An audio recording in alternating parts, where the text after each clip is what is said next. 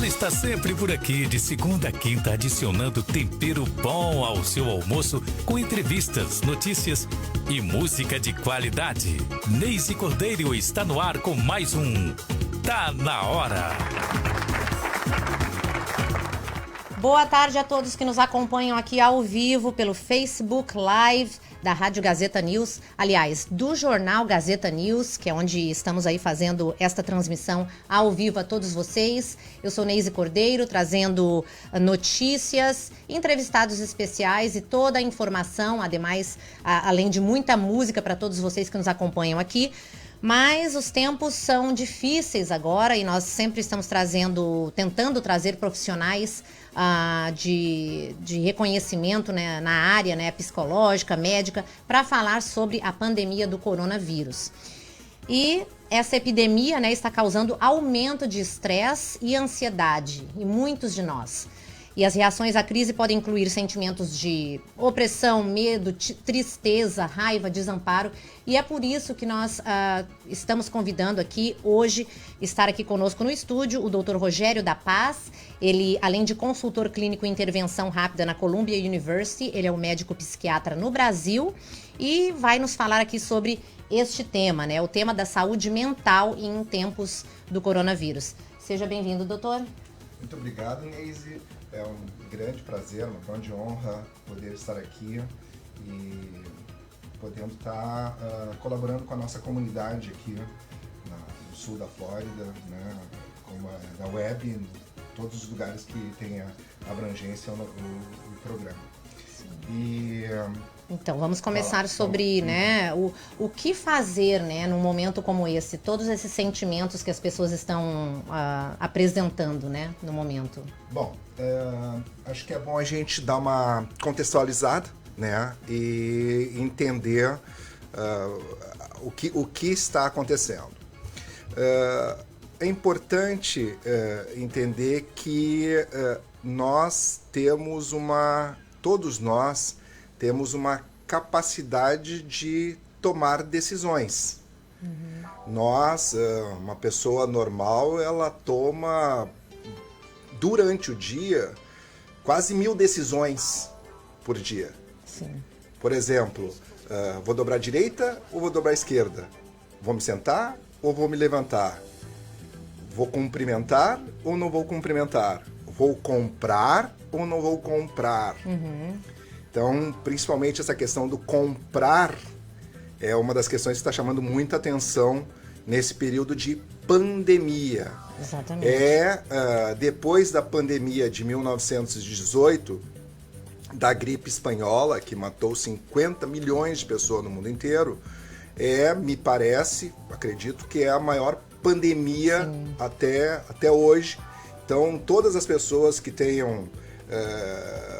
Vamos supor, nascido entre 1920 até agora, nunca tenham passado uma pandemia.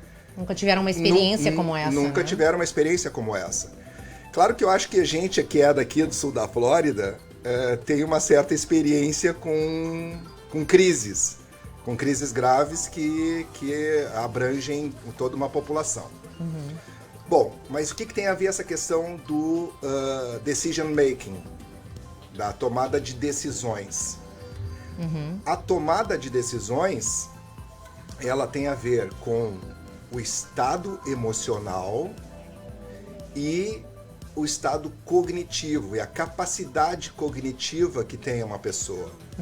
Então, todas as decisões que nós tomamos no nosso dia a dia, por exemplo, vou dar um exemplo de decisões bem graves.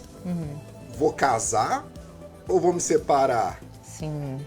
Vou fazer o curso tal ou vou trabalhar? Essas, no caso, são decisões bem complexas e bem complicadas. E então, é o caso agora, né, doutor, também? Exatamente. Esse é o link que eu quero fazer. Então, agora nós estamos assim... E o que acontece? O que isso tem a ver? Tem a ver que a capacidade de tomar decisões, decision making, ela interfere muito na nossa autonomia. Na nossa autonomia, que é a nossa capacidade de estar livre para tomar as decisões. Sim, que na realidade é um pouco de limitação da nossa liberdade, do freedom que todo mundo é tão acostumado, né? Exatamente. Vamos construindo a ideia. Então, o que nós estamos vivendo agora? Mensagens que vêm das instituições, dos médicos, do governo, dos sites. As pessoas estão nos ouvindo agora aqui, então elas estão tendo mais informações. Hoje a gente está falando das nossas capacidades emocionais e de tomar decisões e de como se sentir e como enfrentar este problema. Sim. Bom, então nós temos essa pandemia grave do vírus que restringe a autonomia e, portanto, restringe a capacidade de tomada de decisões. Bom, vamos lá. Para tomar boas decisões, a pessoa então tem que estar num estado emocional bom, estável, tranquilo, vamos assim dizer, tranquilo. Sim. E ter conhecimento das coisas para tomar as decisões. Sim. Então, assim, cada decisão que nós tomamos, por exemplo, se eu vou pegar a direita ou a esquerda, é porque eu tenho conhecimento de que a direita é o lugar onde eu estou indo. Então, eu já conheço isso. Tenho conhecimento disso. Mas eu tenho que estar tranquilo, não posso estar estressado, porque tem gente na frente do meu carro, tem gente atrás, não posso estar estressado para chegar lá. Sim, que as pessoas também têm entrado um pouco de pânico, né? Uma pessoa espirra num lugar perto de você. Exatamente. Tudo isso eu tenho observado também, eu mesma que vou em alguns estabelecimentos e ocorre frequentemente. Escutamos um espirro, agora a pessoa já fica preocupada, ansiosa, né? Exatamente. Então o que acontece? Vamos lá. Qual é que é a nossa grande angústia? Qual é que é a grande angústia do ser humano? Qual é que é a grande angústia? Tá bom? Tá ótimo. Qual é a grande angústia do ser humano? A grande angústia. Sartre já falava que a maior angústia que nós temos é a angústia da morte. Sim. E isso enquanto uma angústia inconsciente. Essa é uma angústia que a gente carrega desde sempre. Sim. Claro que quando nós somos mais jovens, nós quase que nem não temos o mínimo contato com essa angústia inconsciente. Exatamente. O jovem pensa que é imortal. Nós pensávamos que eram imortais. Até o ponto que nós começamos a ter cortes nessa imortalidade e vai diminuindo nossa sensação onipotente de vida eterna com o quê? Com as doenças, com as perdas, com as limitações. Bom, agora o que acontece quando vem uma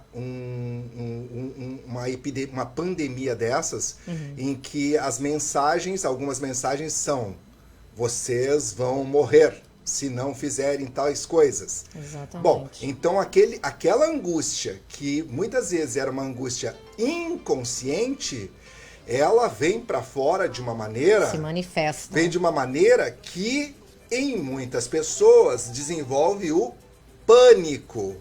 O pânico. Pânico não é um estado emocional que proporcione com que a pessoa tenha boas decisões. Então, o que acontece com o pânico? O pânico faz com que as pessoas percam o quê? A razão. Exatamente. As pessoas perdem a razão. E aí existe uma coisa chamada pânico de massa. As massas em pânico. E aí faz com que as massas vão para o supermercado e comprem todo o papel higiênico que tem dentro do supermercado. Esse é o problema, né? Agora a pergunta é por que elas fazem isso? Por quê? Essa é a grande pergunta. Pô, por que estão comprando papel higiênico? Por que as pessoas estão reagindo dessa maneira? Eu vou explicar. O papel higiênico, ele se tornou o ícone desse atual pânico desse pânico de massa. O que acontece? Quando existe um pânico nas massas, um faz uma coisa e os outros seguem. Copiam, né? Exatamente. Um faz uma e reação os em cadeia. outros seguem. São duas causas importantes. Uma das causas é a seguinte: tá todo mundo fazendo, eu vou fazer também. Essa é uma das causas, né? É o efeito das massas. Por exemplo, se a gente está numa guerra ou está numa torcida e tá todo mundo indo para a esquerda, eu vou também. Eu vou também. E isso é algum sintoma de algo um pouco mais grave na mente dessa pessoa, doutor? Sim, vou explicar. Assim, ó, o que acontece? Como eu tô em pânico, eu perco uma das capacidades da tomada de decisão, né? Que é o estado emocional. Qual é o meu... Para mim tomar as decisões, eu tenho que estar numa boa capacidade emocional. Por exemplo, no meu consultório, na minha experiência, muitas vezes eu atendo, é grande a minha casuística, doutor, me separei. Eu disse, calma, a gente está numa crise. Tu tá em crise, tu não te separou ainda, ou talvez não vá se separar. Depois que tu sair da crise, tu vai poder tomar a decisão. E isto é o que está acontecendo no momento. É um exemplo do que está acontecendo. Exatamente. Estamos numa crise. Exatamente. Depois, e aí, nessa balança da tomada de decisões, o estado emocional interfere na tomada de decisão.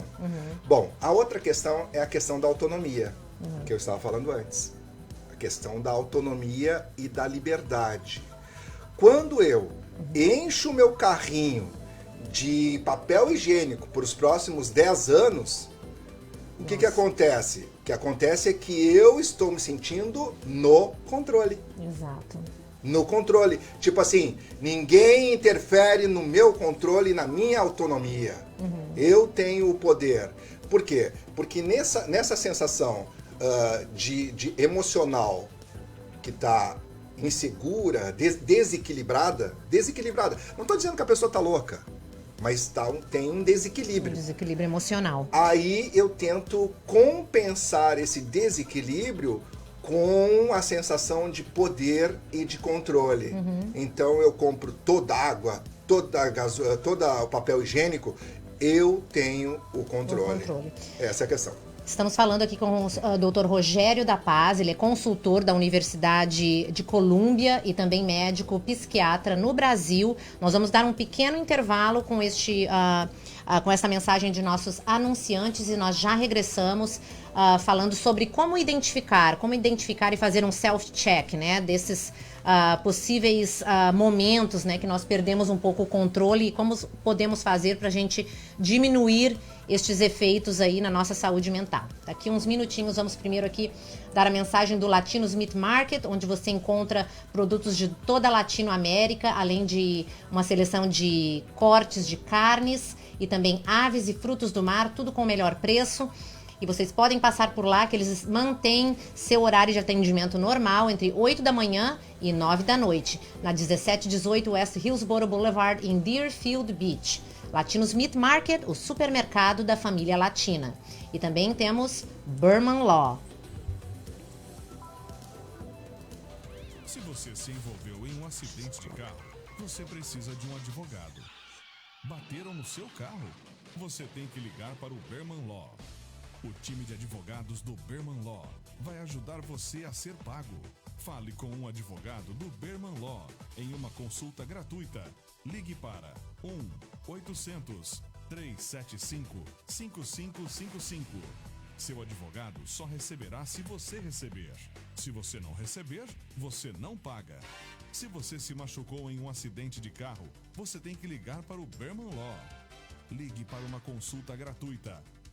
1-800-375-5555.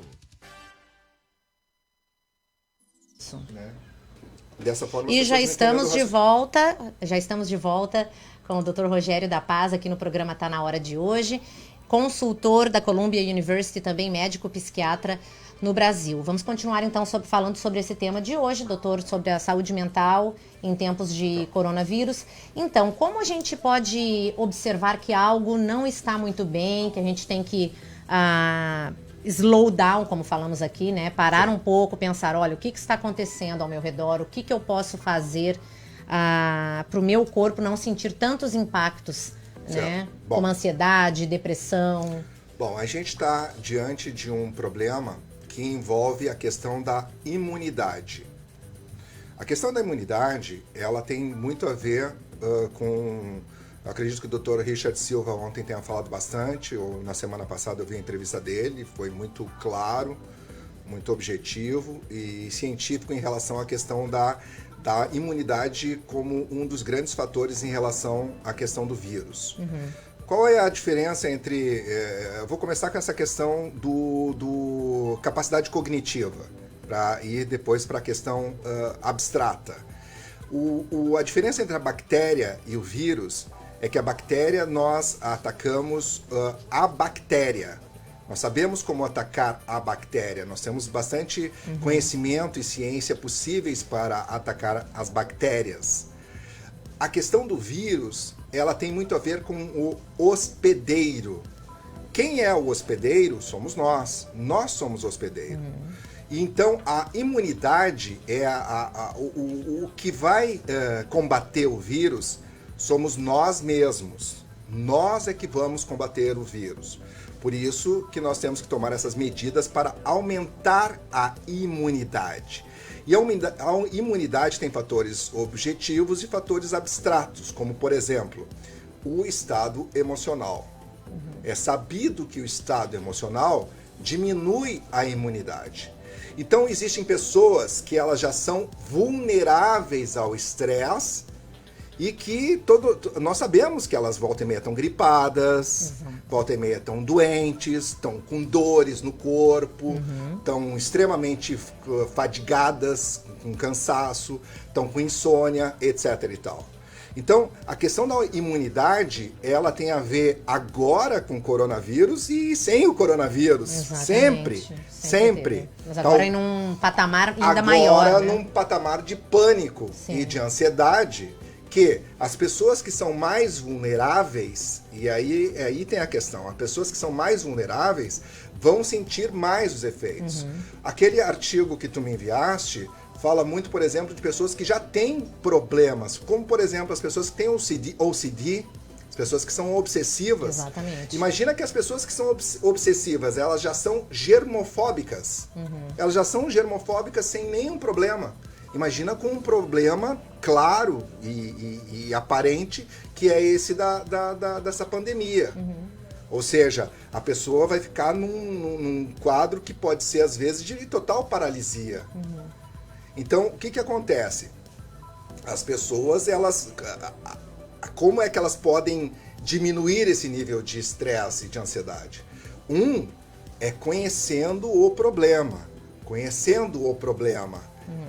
Tendo informações adequadas e racionais sobre o problema. Quais são as medidas? Por exemplo, eu não preciso ir lá comprar todo o papel higiênico do supermercado. Pode falar. Sim, e também lidar assim com o bombardeio de notícias, que a todo momento é uma notícia nova, ademais das fake news, né, que normalmente também circulam e as pessoas começam a realmente ficar bombardeadas, a mente, né, fica muito carregada. Exatamente, não entrar nesse círculo, nessa onda ansiogênica e eleger algumas fontes de informação adequadas e ter essa capacidade cognitiva. E na questão emocional, as pessoas têm que... não é que tem que, eu não gosto de tem que, mas é bom que as pessoas saibam de si mesmas em relação elas possam parar. Porque uma das características aqui, a gente falou da última vez, aqui dos Estados Unidos, da Flórida, o que quer que seja, é essa correria, é essa coisa que as pessoas acabam perdendo a si mesmos, a capacidade de olhar para si mesmas e verem quais são os seus limites. Exatamente. Quais são os seus limites? E aí isso tem a ver com a questão emocional. Quais são os meus limites? E poder, talvez, aproveitar, porque toda crise, em psicanálise, em psiquiatria, toda crise é positiva. De que maneira? Toda crise é positiva, porque a crise sempre faz com que a gente saia da zona de conforto.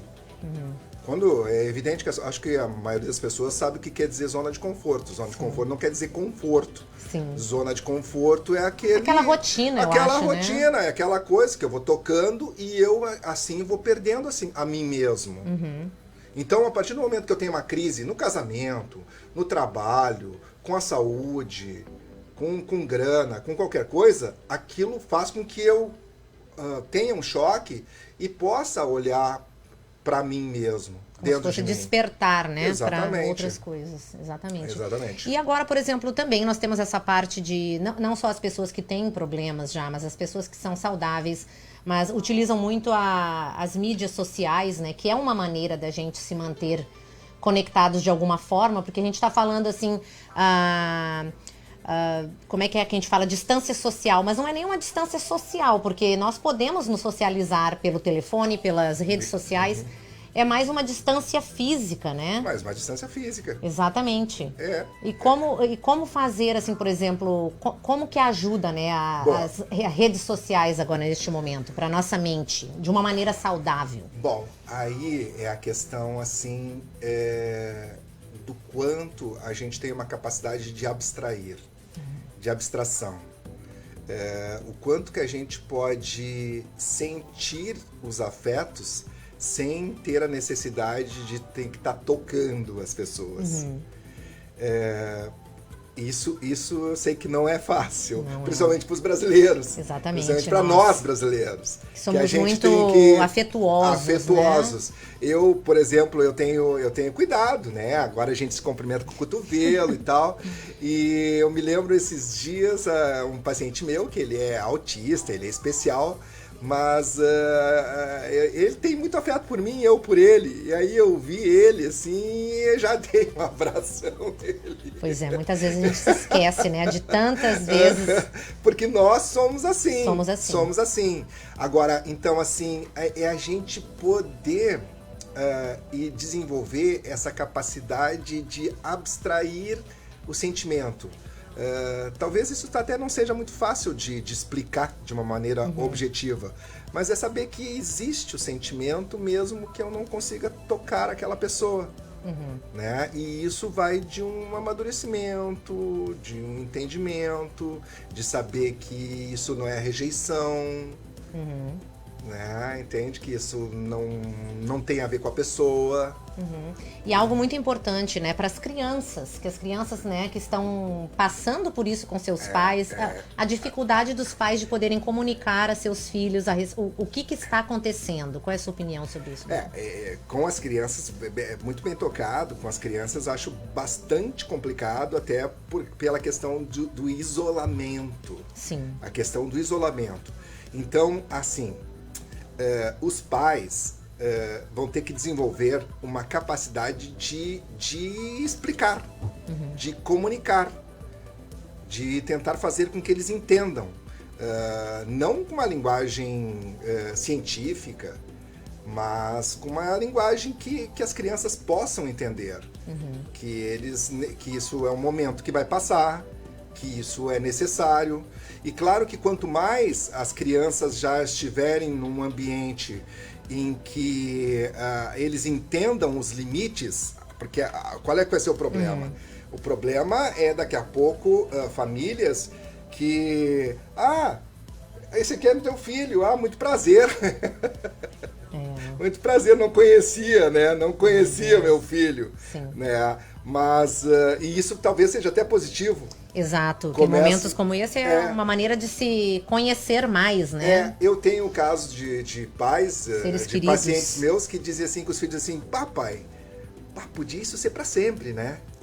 Sabe? Assim, tá sendo legal, de certa forma. Como eu falei, a crise gerando. O redescobrimento. Exatamente. Ou o aprofundamento das relações, principalmente das relações mais íntimas. Temos que ver um pouco desse lado positivo da coisa, né? Exatamente. Que muitas vezes a gente fica fora de casa por tantas horas, não presta atenção no seu filho, ou no seu loved one, na sua pessoa, no seu parceiro, na sua parceira. Tipo assim, o que eu falei, o que nós falamos antes, né? Toda crise é positiva. Toda crise é positiva. Em vez de a gente entrar em pânico, primeira questão de sempre que há uma crise é a gente tentar poder estabelecer aquela relação entre capacidade cognitiva e capacidade emocional. Tipo assim, o que é que está acontecendo? Primeiro, a gente para poder tomar as decisões e tentar diminuir as consequências e tocar para frente. Sim. Né? E ver, por exemplo, a gente agora está vendo uma questão positiva da crise. Exatamente. É sempre bom a gente ressaltar, né, também a parte positiva de tudo, o outro lado, né, deste problema que está acontecendo, e dessa não ser crise. fatalista, né? Exatamente. Não ser dramático, fatalista. Sim. E acabou tudo. Não, pelo contrário. Exatamente. Pelo contrário.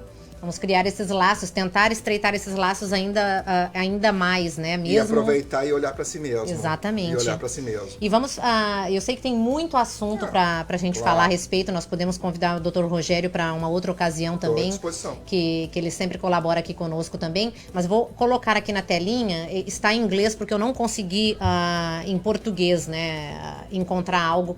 Mas nós temos aqui algumas dicas de como ficarmos calmos neste momento de crise, de pandemia, em decorrência do coronavírus, né? Está falando ali pra gente, ó. Tentar evitar rumores e especulações. Questão cognitiva que nós falamos antes. Exatamente. Também desligarmos um pouco das notícias, né? Que eu acho que é importante também, né? Estabelecer fontes confiáveis da informação. Exatamente. Tem também comer, né? Estávamos falando sobre isso, alimentação saudável, balanceado, tomar água. Okay.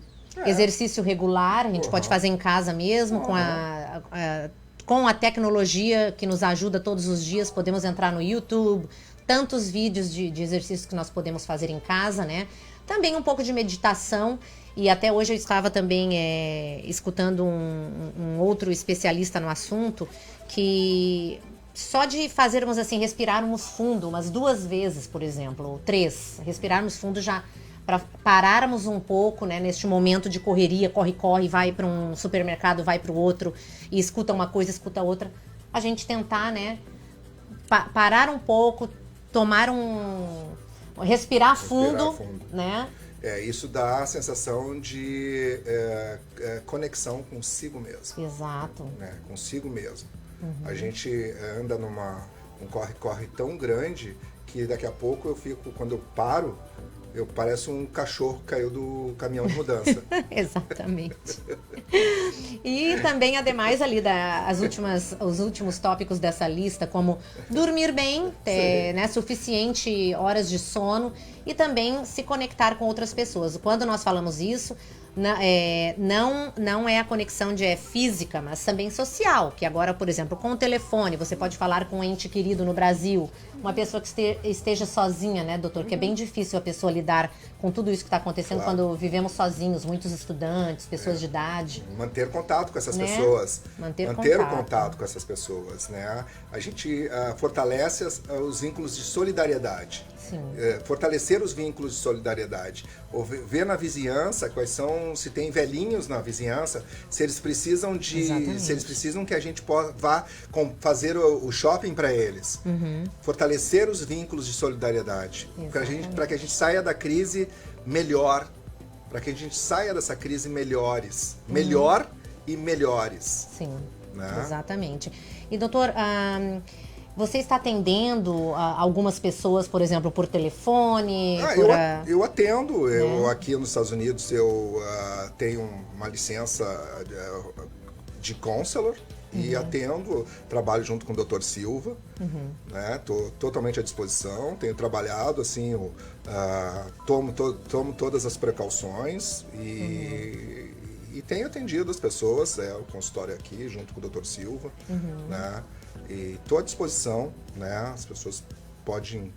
Tem um telefone para contato que que as pessoas podem esclarecer suas dúvidas ou marcar uma consulta caso ocorra algum problema mais grave? O meu número é 754-207-6904, é o meu número pessoal mesmo.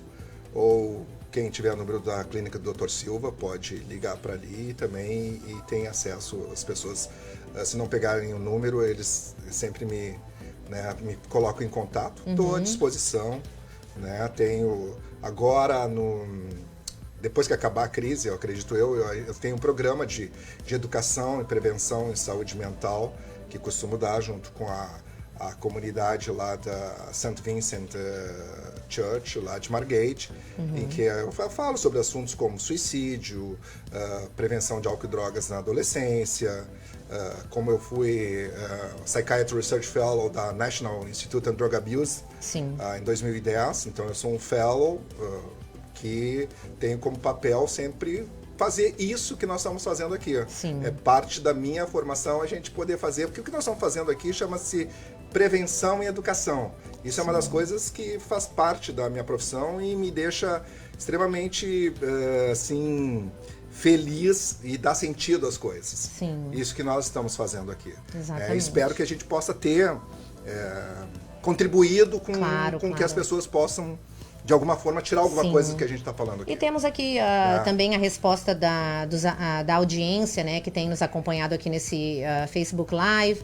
Uma das pessoas que está assistindo disse: doutor, o senhor acredita que as pessoas durante esta pandemia desenvolverão muitos problemas psíquicos e mentais? Eu acredito que, assim, eu acho que muitas pessoas não vai ser a causa, não vai ser por causa da pandemia, mas muitas pessoas já tinham isso, já tinham essas vulnerabilidades e com certeza essas vão desenvolver sim quadros de pânico, de obsessividade, mais no que se refere aos quadros de ansiedade.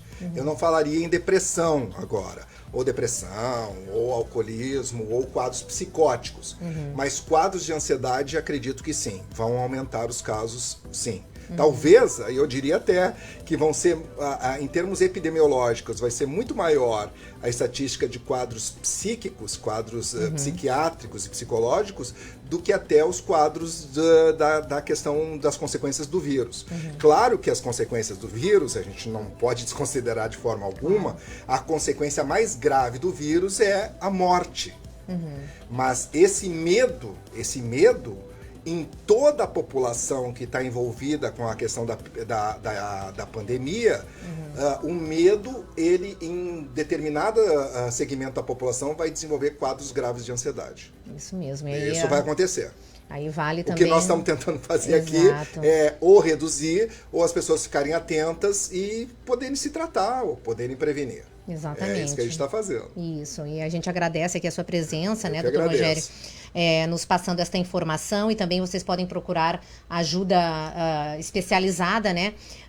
Se necessitam entrar em contato com o Dr. Rogério da Paz, podem entrar também em contato pelo telefone 954-943-9670, que é o telefone da clínica do Dr. Richard Silva, que se encontra aqui no prédio, ou pelo seu telefone pessoal. Poderia repetir, doutor, para nós? 754-207-6904.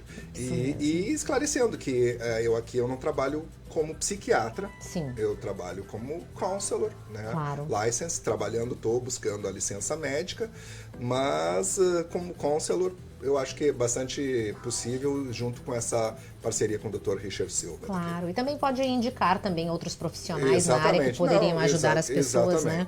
Exatamente, gente. Então, muito obrigada por sua presença, Dr. Rogério. Então, agradeço a todos aí pela sintonia. Continuem conosco aqui pela Rádio Gazeta News, que nós temos mais notícias atualizadas sobre a pandemia do coronavírus. Até mais.